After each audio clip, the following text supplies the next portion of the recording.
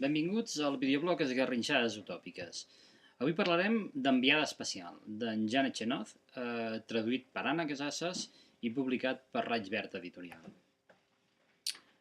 Res és el que sembla en aquesta novel·la. Comencem amb un segrest dut a terme amb elegància, amb el paper galdós d'un marit despistat i amb uns segrestadors que tenen un síndrome semblant al d'Estocolm, però al revés.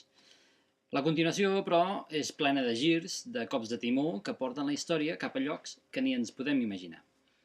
En Janet Chenoz fa servir l'humor i la comèdia per explicar una història d'espionatge, d'amors fulminants i de criminals poc habituals.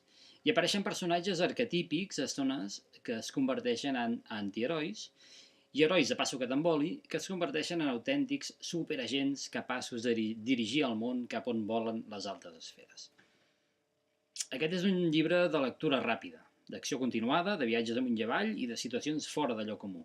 Però és, sobretot, una novel·la que enganxa i que et fa vibrar amb uns personatges tangibles i molt ben treballats.